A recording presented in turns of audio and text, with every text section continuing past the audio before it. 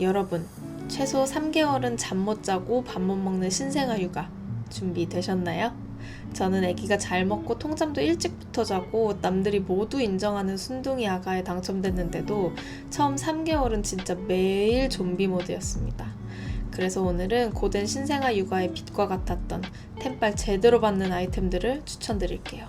많고 많은 육아용품 중에 이것만큼은 돈 하나도 안 아깝고 나의 수면시간, 식사시간을 보장해주고 손목과 허리를 구원해줄 육아용품 15개를 준비해봤어요.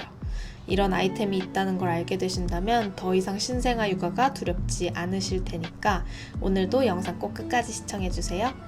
그리고 제가 한 달 전쯤 올린 출산용품 리스트 영상을 많은 분들께서 좋아해 주셨는데 그 리스트에서 제가 필수는 아니지만 추천템이라고 느낌표 2개 표시해 놓은 아이템들이 있었거든요.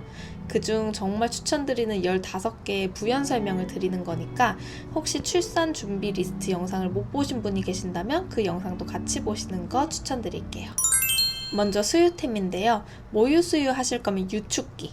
유축기 별로 다들 관심 없으실 수 있지만 그래도 초유는 안 먹이는 분이 거의 없으시고 모유수유 그래도 한 달은 다들 해보시는 것 같아서 알아두시면 정말 좋을 것 같아요. 모유수유 하면 출산의 고통보다 수유의 고통이 더 크단 말 있는 거 아시나요? 특히 유축하다가 우울증 오는 사람 진짜 너무 많고요. 근데 유축을 해놔야 남편이든 도와주시는 분이든 수유를 도와줄 수가 있기 때문에 모유수유 한다면 유축기 너무 추천드려요. 그 중에서도 제가 추천드리는 모델은 스펙트라 웨어러블 유축기예요. 저는 조리원에서 유축기계 에르메스라고 불리는 메델라 심포니를 썼는데 출산병원에서 썼던 스펙트라 일반 모델보다 진짜 훨씬 부드럽고 너무 좋은 거예요. 그래서 집에 가면 이걸 꼭 대여를 해야겠다 했는데 집에 와서 친구가 너무 좋다고 써보라고 물려준 스펙트라 웨어러블을 쓴 다음에 여기에 그냥 정착해버렸어요. 메델라 심포니가 사실 압력이 좀 더 부드럽기는 한데 이게 유선이면은 기계가 코드에 꼽혀 있어야 되고 기계와 나도 유선으로 연결이 되어 있어야 하다 보니까 유축하는 동안 한 자리에 꼼짝도 못하고 앉아 있어야 돼요. 보통 가슴 한쪽 15분씩 해서 30분을 해야 되거든요. 그리고 손으로 깔때기를 가슴에 부착하고 있어야 되는데 그게 또 어마어마한 고통이에요. 똑바로 안 잡고 있으면 막 새고. 그래서 스펙트라 웨어러블 쓰시는 것 너무 강추해요. 이건 그냥 브라 안에 넣어두기만 하면 돼서 유축하면서 밥도 먹을 수 있고 손이 자유로우니까 간단한 집안일도 할 수 있고 진짜 템빨 지리는 아이템인데 많이들 안 쓰셔서 제가 다 너무 속상하고 아쉬운 아이템이에요.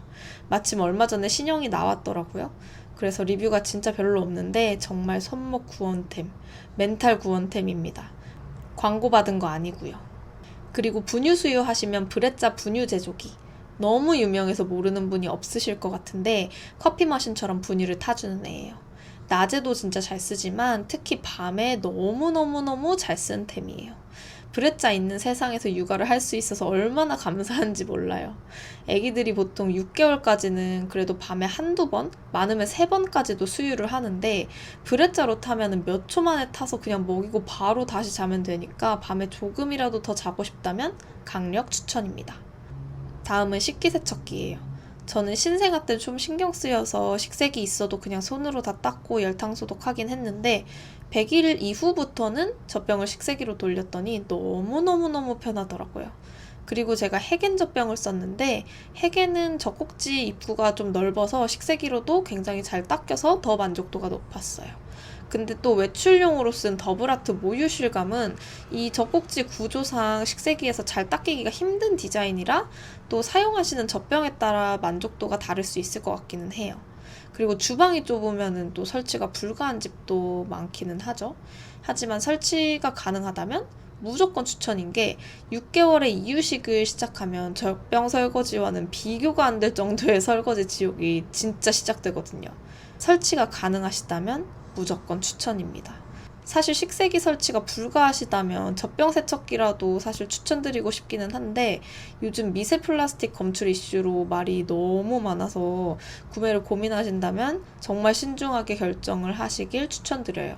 지금 상황에선 브레짜에서 나오는 젖병 세척기가 제일 안전해 보이긴 하지만 이것도 출시가 된 지 2년도 안 돼가지고 사실 아직은 알 수 없는 것 같아요. 다음은 꿀잠템인데요. 쪽쪽이. 신생아 땐 빨기 반사가 있어서 쪽쪽이를 물려주면 안정감을 느낀다고 해요. 특히 잘 때 쪽쪽이를 물려주면은 잘 자는 애기들이 많아서 수면 꿀템이에요.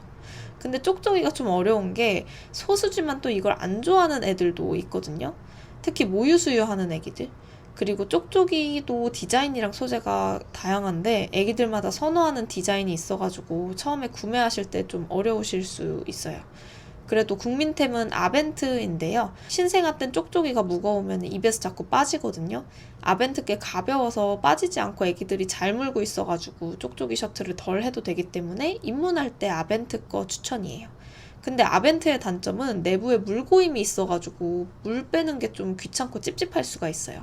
이런 분들은 올 실리콘으로 갈아타시면 돼요. 그리고 아벤트를 또 추천드리는 이유가 가격도 상대적으로 저렴하기 때문인데 쿠팡 가격도 싸지만 필립스 패밀리 세일 때 사면 정말 싸니까 아벤트로 정착하셨다면 필립스 패밀리 세일 때 꼭 쟁여두세요. 산 전에 사실 필요 없고 산 후에 필요하다 싶으실 때 로켓 배송하셔도 되고요. 다음은 스와드럽인데요. 이것도 너무 유명해서 짧게만 그냥 말씀드리자면 신생아 때 모로 반사란 게 있어서 속사계로 애들을 묶어줘야지 안정감을 느끼는데 속사계의 여러 단점들을 보완해서 나온 게 스와드럽이에요. 이거 입혀두면 확실히 잠을 잘 자서 꿀잠 필수템인데 애들마다 또 선호하는 묶임 정도가 다르기 때문에 사이즈에 맞는 걸 찾아 입혀주시는 걸 추천드려요. 살짝 풀어진 걸 좋아하면 스와들 업이 맞고 좀 더 타이트한 걸 좋아하면 양막 파우치나 코니 스와들 파우치 추천이에요. 산 전엔 1개 정도만 무난한 걸로 준비를 하시고 산 후에 애기한테 필요한 묶임 정도와 사이즈를 확인하신 후에 추가 구매를 하시는 거 추천드립니다. 다음은 옆잠베개인데요. 등 센서란 말 들어보셨죠? 평평한 바닥에 똑바로 누워서 자는 걸 싫어하는 애들이 진짜 많아요. 그래서 옆을 보면서 잘 수 있게 몸을 고정시켜주는 게 옆잠베개고 이거 너무너무 잘 썼다는 사람이 진짜 많아요. 애기들이 조리원에서나 집에 오고 얼마 안 됐을 땐 오히려 누워서 되게 잘 자는데 한 달 정도 지나면서부터 점점 울음이 늘고 등 센서가 심해지더라고요. 그래서 50일 정도부터 이 옆잠베개를 많이들 쓰는데 저도 진짜 이거 쓰고 애기 재우는 게 너무 편해졌어요. 근데 이것도 100% 애들이 다 좋아한다는 보장이 없으니까 산전에 미리 사실 필요는 없고 그냥 애기가 등 센서가 좀 점점 심해진 것 같다 싶으시면 그때 주문해 보시는 거 추천입니다. 옆잠 베개가 브랜드가 여러 개인데 저는 라라스를 추천해요. 다른 베개들은 안에 들어가는 솜 양 조절이 불가하더라고요. 라라스는 애기 몸에 딱 맞게 솜을 넣었다 뺐다 조절을 할 수가 있어서 다른 옆잠 베개들보다는 더 안전하게 쓸 수 있는 것 같아요. 돌 전까지는 베개를 안 쓰는 게 좋다고 해서 사실 전문가들은 이 옆잠 베개도 별로 권장하지 않는데 그래도 애기가 잘 못 자는 것만큼 애기도 엄마도 힘든 게 없거든요.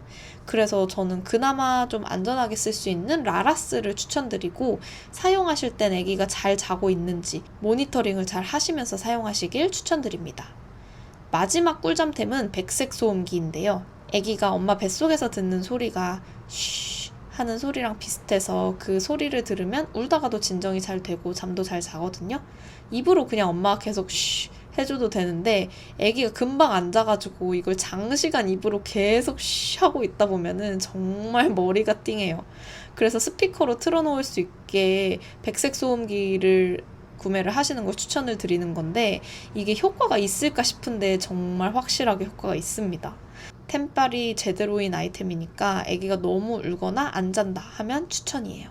앞서 말씀드린 쪽쪽이, 스와들, 라라스, 백색 소음기 이거 4개 중에 아기랑 맞는 거 한두 개만 있어도 아기 재우는 거 난이도가 확 낮아지니까 꼭 알고 계셨다가 필요하겠다 싶으시면 구매를 해보세요. 그리고 사실 꿀잠템으로 추천드릴 아이템이 하나가 더 있는데요. 베이비변 미니 아기띠입니다. 제가 아기띠 영상에서도 너무 추천했던 아이템인데 안겨 있어야 잘 자는 애기들이 진짜 많아요. 사실 아기띠로서의 기능만 보면 콘이나 다른 아기띠들도 좋은데 애기 재울 때 특화된 아기띠가 배변 미니예요. 왜냐하면 다른 아기띠는 애기가 아기띠에서 잠들었을 때 분리해서 눕히는 게 너무 어려워요. 근데 베이비변 미니는 아는 채로 아기를 눕히고 버클만 풀으면 분리가 돼서 아기를 깨우지 않고 아기를 분리해서 눕히는 게 정말 쉽습니다. 베이비변 미니는 정말 단점이 없는 아이템이라 너무 추천이에요. 괜히 국민 아기띠가 아닙니다. 유일한 단점이 가격이에요. 가격이 상대적으로 조금 높긴 하지만 이거 덕분에 저는 애기 재우는 게 너무 편했어서 정말 사심 가득 추천을 할 수밖에 없어요. 만약에 애기가 계속 안아달라고 하고 안아줘야지만 잘 잔다면 정말 강력 추천입니다. 다음은 위생 쪽인데요. 아기 수전이랑 아기 비데예요. 신생아 땐 특히 응가하면은 물티슈 안 쓰고 무조건 흐르는 물에 씻어주는 걸 권장을 하거든요.